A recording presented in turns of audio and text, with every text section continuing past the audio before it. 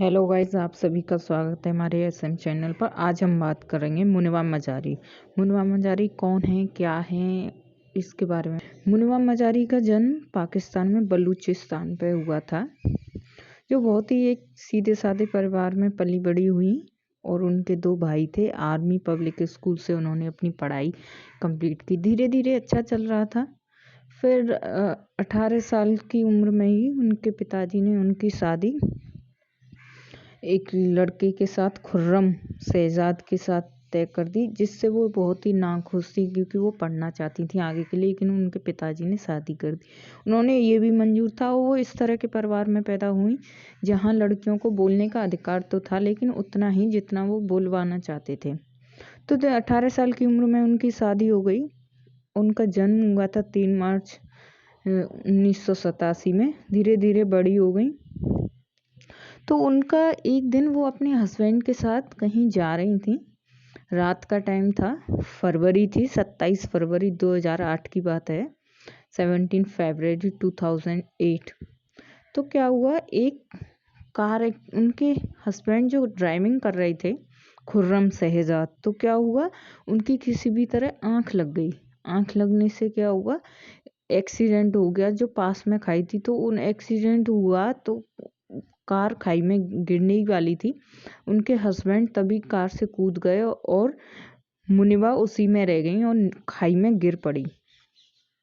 तो खुर्रम को 3 घंटे में वहाँ के आसपास के लोगों ने हॉस्पिटल पहुँचाया, और जिस हॉस्पिटल में पहुँचाया वहाँ से उनको रेफ़र कर दिया किसी और अच्छे हॉस्पिटल के लिए। फिर वो वहाँ हॉस्पिटल पहुँची तो उनकी माँ उनके पास पहुँची, तो वहाँ डॉक्टर से कंसल्ट किया तो डॉक्टर ने बताया कि ये 50% फ्रैक्चर है पूरी, जिसमें उनकी हाथ की दोनों हड्डियां चली गई, कलाई की हड्डी चली गई, हाथ की रिब केस चला गया, शोल्डर चला गया, ब्लेड, कॉलर बोन और रीढ़ की हड्डियां, उनके लंग और लिवर भी बुरी तरह कट गए थे। और उनकी नीचे कमर से नीचे का जो बॉडी थी वो पैरालाइज हो गई बुरी तरह। और इसमें उनको इतना ज़्यादा उनके शरीर को नुकसान हुआ फिजिकली कि वो कभी भी माँ नहीं बन सकती थी, और 2 साल तक बिस्तर पर पड़ी रहीं। तो 2 साल तक बिस्तर पर पड़ी रहीं, हॉस्पिटल में भी रही। तो डॉक्टर ने बोला कि ये अब माँ नहीं बन सकती हैं, और वो एकदम पूरी हिम्मत हार चुकी थी। तो उन्होंने फिर फिजियोथेरेपी ली। 2 साल तक बिस्तर पर रहने के बाद उन्होंने फिजियोथेरेपी ली, और वो काफ़ी परेशान रहती थी। उन्होंने बिल्कुल ही हिम्मत हार गई थी, लेकिन अपनी माँ से कहती ये सब मेरे साथ ही क्यों।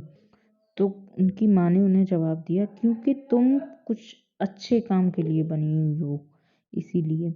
वो फिर चुप हो जाती। तो धीरे धीरे फिर 2 साल बाद उन्हें फील हुआ, उन्होंने अपनी पेंटिंग करना स्टार्ट किया। तो उन्होंने पेंटिंग किया तो कोई उनसे मिलने आया, तो उन्होंने बताया कि आपकी पेंटिंग काफ़ी खूबसूरत है, बहुत अच्छी है। तो फिर धीरे धीरे उन्होंने पेंटिंग का काम किया, और फिर धीरे धीरे उन्होंने मॉडलिंग स्टार्ट की, और वो इस तरह के मुकाम हासिल करेंगी किसी ने नहीं सोचा था। इसके पीछे उनकी माँ का हाथ है। आज उन्हें पाकिस्तान में आयरन लेडी के नाम से जाना जाता है, और इन्हें एशिया के व्हील चेयर के मॉडल में एशिया की सबसे पहली औरत हैं। और 2016 में उन्हें 30 साल की कम उम्र की दुनिया में 30 शख्सियतों में शामिल है, औरतों में। और ये 2015 में बीबीसी ने उनका नाम अपनी 100 वुमन सीरीज में शामिल किया था। मुनिमा माजरी कोटेशंस भी हैं बहुत अच्छी अच्छी, जो इसमें डाल देंगे, आपको देख लेना। उनकी बुक्स भी हैं, मैं डिस्क्रिप्शन में डाल दूंगी, वो आप देख लेना। Thank you guys. जब ये हिम्मत नहीं आनी तो हम तो ठीक हैं, ये तो इतना बीमार होने के बाद भी 50% सिक हो गई थी, फ्रैक्चर हो गई थी। डॉक्टर ने मना कर दिया, सब ने मना कर दिया। वो क्या था, जो एक विल पावर होती है जिसे हम खुद बनाते हैं, खुद क्रिएट करते हैं, सेल्फ कॉन्फिडेंस होता है जिसे हम खुद ही क्रिएट करते हैं, ये उससे हुई। और इनकी सफलता के पीछे सबसे बड़ा हाथ इनकी माँ का रहा।